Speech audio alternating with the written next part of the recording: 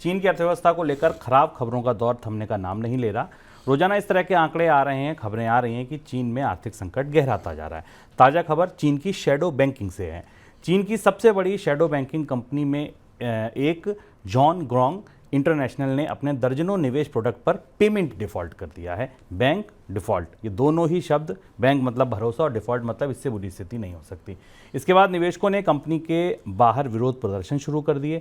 आशंका जताई जा रही है कि चीन की शैडो बैंकिंग में इस तरीके के और भी मामले सामने आ सकते हैं। इसको सरल करके आपको बताता हूँ। शैडो बैंकिंग ने पेमेंट में डिफ़ॉल्ट कर दिया, इसका मतलब ये हुआ कि आपने किसी एनबीएफसी में कोई एफडी करा रखी थी और एफडी का जब आप पेमेंट लेने पहुंचे तो उस एनबीएफसी ने कह दिया हम पे तो पैसे ही नहीं है।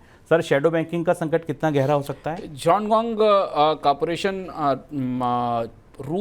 चाइना का जो एक और बड़ा बैंकिंग बाजार है, पैरेलल बैंकिंग बाजार है, उसकी बड़ी कंपनी थी। करीब करीब माना जाता है कि चीन में जो एनबीएफसीज का, नॉन बैंकिंग फाइनेंस कंपनीज का जो बाजार है वो $3 ट्रिलियन के आसपास का है। चीन की बैंकिंग चीन की सबसे बड़ी दरार है, सबसे बड़ी फॉल्ट लाइन है और बहुत सारी परतें हैं उसमें छोटी पॉन शॉप्स भी हैं, छोटी छोटी दुकानें भी जहाँ से कर्ज दिए जाते हैं, वहाँ से लेकर एक बड़ा हिस्सा भारत के एनबीएफसीज जैसा, और उसके बाद चीन के बैंक्स हैं, और उसके बाद चीन का केंद्रीय बैंक है। इस पूरी पाइपलाइन से सस्ता कर्ज बढ़ता है और अर्थव्यवस्था में जाता है। अब चीन की जो अर्थव्यवस्था का एक बड़ा हिस्सा प्रॉपर्टी मार्केट है, जहां ये शैडो बैंकिंग एनबीएफसीज उसको फिनांस करती हैं दोनों तरह से, बिल्डर्स को, डेवलपर्स को भी और बायर्स को भी, जैसा कि भारत में भी होता है। आप देखें उस प्रॉपर्टी मार्केट में पिछले 4-5 साल से जो संकट चल रहा है, उस वजह से इन कंपनियों का डिफ़ॉल्ट होना शुरू हुआ है।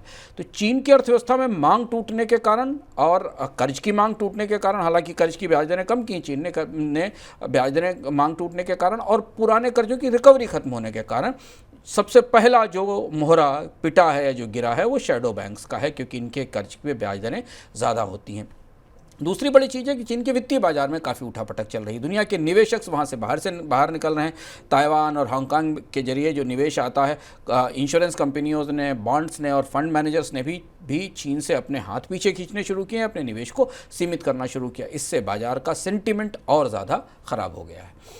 सर, बेरोजगारी के आंकड़े भी वहाँ नहीं बताए जा रहे हैं, ऐसा सरकार ने फैसला लिया है, क्यों ऐसा करना पड़ा? राजनीतिक रूप से चीन की अर्थव्यवस्था की गिरावट या ढलान चीन के नेतृत्व के लिए बेहद संवेदनशील है, क्योंकि चीन एक डिक्टेटरशिप वाला देश है, जहाँ पर आर्थिक विकास दर के सहारे बहुत सारी चीज़ें जस्टिफाई की जाती हैं, बहुत सारी चीज़ें चलाई जाती हैं। और उस परिस्थिति में जैसे ही अर्थव्यवस्था हाथ से निकलती है, 2018-19 के बाद से परिस्थितियां बिगड़ी, कोविड के दौरान और ज़्यादा परिस्थितियां बिगड़ी और बेरोजगारी बढ़ना शुरू हुई।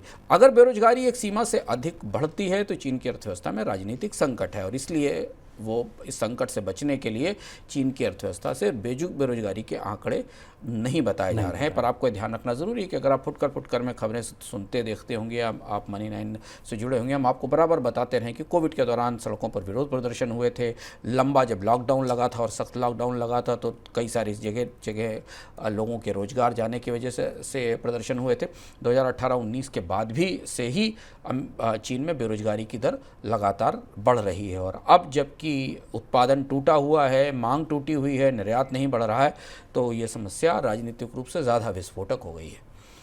और अगर आप चीन में, जैसा अंशुमान जी ने कहा कि फुटकर है, बहुत सारी खबरें आ रही, लेकिन आप सारी खबरों को एक साथ पढ़ना चाहते हैं, चीन के बारे में जानना चाहते हैं, किस तरीके की समस्याएं वहाँ हैं, क्या कुछ चीन में हो रहा है, फैक्ट्रियों में क्या हो रहा है, बाजार में क्या हो रहा है, शेयर बाजार कैसे लड़खड़ा रहे हैं, मुद्रा बाजार में क्या हो रहा है, तो ये सब कुछ आप जान सकते हैं इस रविवार सुबह 11:15 बजे इकोनॉमिकम में। लेकिन ये ध्यान रखिएगा, ये इकोनॉमिकम सिर्फ आपको मनी 9 के मोबाइल ऐप पर मिलेगा।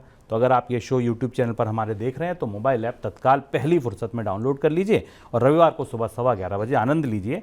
चीन चलिए हमारे साथ और चीन की चर्चा करेंगे। सर, रूस की बात, चीन की बात, एक खबर अमेरिका से भी आ जाई, वो आई फेड के मिनट्स जारी हुए, वहाँ कुछ पढ़ा आपने? फेडरल रिजर्व के मिनट्स काफ़ी सनसनीखेज थे। बाजार को तो ये लग रहा था कि अमेरिका में स्थितियां बेहतर हैं, थोड़ी बहुत महंगाई ऊपर नीचे गई है और फेडरल रिजर्व अब इस बात से मुतमईन है कि आगे ब्याज दरों में बढ़ोतरी नहीं होगी, और कम से कम ये एक अर्थव्यवस्था, दुनिया की एक ऐसी अर्थव्यवस्था है जहाँ चीज़ें धीमे धीमे बेहतर होना शुरू होंगी। लेकिन फेडरल रिजर्व के मिनट्स में से जो निकल कर आया, उसमें जो मॉनेटरी पॉलिसी कमेटी है, फेडरल रिजर्व की एफओएमसी, उसके बीच में गहरा मतभेद दिखाई दिया। और ज़्यादातर जो स्वर थे वो इस बात के थे कि महंगाई तो गई नहीं है, महंगाई तो वापस लौट रही है और मजबूती से वापस लौट रही है, यानी फेडरल रिजर्व को आने वाले समय में ब्याज दरें और ज़्यादा बढ़ाने की ज़रूरत होगी। ये एक किस्म का हॉकिश, अगर मुद्रा बाजार की भाषा में, बैंकिंग भाषा में कहें तो आक्रामक या हॉकिश स्टांस है जो फेडरल रिजर्व की मीटिंग के मिनट से निकलकर सामने आया। और जैसे ही ये सामने आया फेडरल रिजर्व के मिनट, बाजार में काफ़ी असमंजस और अफरा तफरी दिखाई दी। ये बाजार को तत्काल समझ में आया कि फेडरल रिजर्व आने वाले समय में ब्याज दरों में और बढ़ोतरी करेगा। डॉलर इंडेक्स वापस मजबूती पर गया, भारतीय रुपया जो 83 से नीचे घिसट रहा था थोड़ा और लुढ़का। दुनिया में मेटल्स की कीमतों में कमी आई, हालांकि कच्चा तेल थोड़ा सा ऊपर अभी अपने आप को टिकाए हुए, लेकिन चीन की अर्थव्यवस्था में गिरावट के कारण कच्चे तेल की कीमत भी $84 से नीचे आ गई, $83-84 के आसपास पहुंच गई। यानी फिर अमेरिका में ब्याज दरें बढ़ने का खतरा, महंगाई से लड़ाई लंबी चलने की संभावना और उसका असर दुनिया की अर्थव्यवस्थाओं में अलग अलग तरह से समझ में आया। चीन के लिए ये खबर और ज़्यादा बुरी थी क्योंकि डॉलर की मजबूती के साथ युआन पहले से ही कमज़ोर था। युआन इस साल की सबसे ख़राब मुद्राओं में से है, परफॉर्म करने वाली मुद्राओं में से, इसलिए चीन की अर्थव्यवस्था के लिए और मुश्किल आई। भारतीय रुपया, जिसके बारे में हम आपको बता चुके हैं कि भारतीय रुपया देखते देखते 83 के पार हो गया, आज भी रुपये में डॉलर इंडेक्स में मजबूती के कारण रुपये में हमें वही गिरावट की का रुख बना दिखाई दिया।